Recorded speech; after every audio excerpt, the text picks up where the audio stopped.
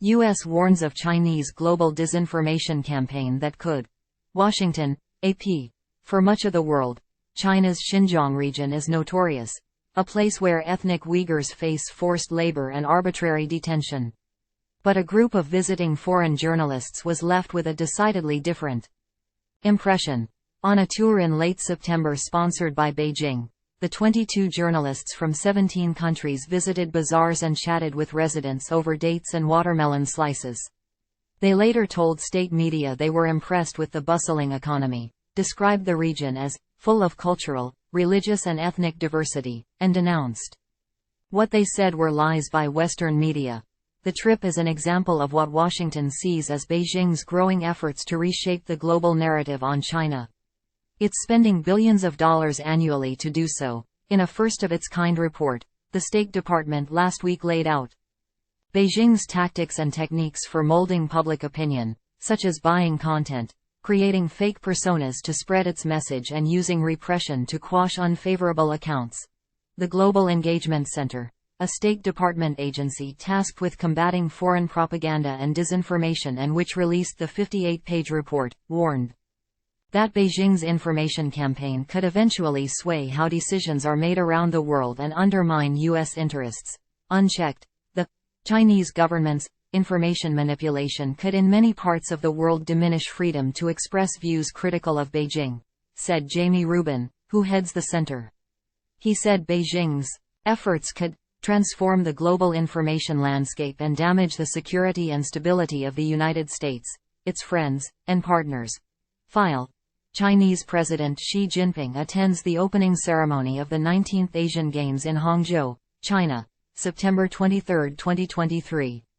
The U.S. State Department in a first-of-its-kind report has laid out Beijing's growing efforts to reshape the global narrative on China, while spending billions of dollars to do so.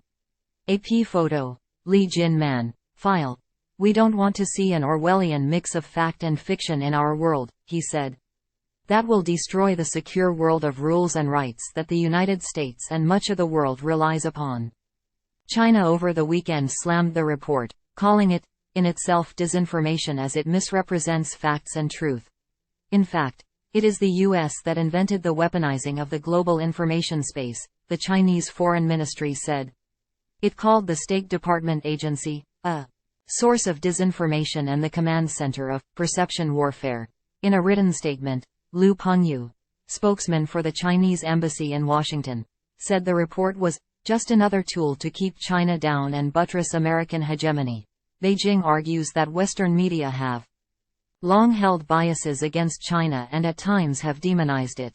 Chinese President Xi Jinping has demanded that China tell its story to the world so Beijing would be trusted and respected. But U.S. government officials say Beijing is advancing its agenda through coercion and lies. In one case outlined by the report, the Chinese government created a fake commentator named Yi Fan, whose pro-Beijing writings have appeared in publications in Asia, Africa and Latin America. In social media, Beijing deploys armies of bots, trolls and coordinated campaigns to suppress critical content and boost pro-Beijing messages, the report said.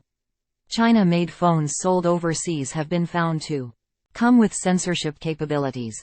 A national security law in Hong Kong has allowed authorities to prosecute those who live overseas but criticize Beijing's policy in the territory, according to the report.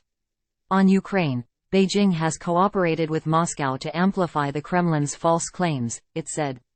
Time equals 400 ms, greater than in Xinjiang.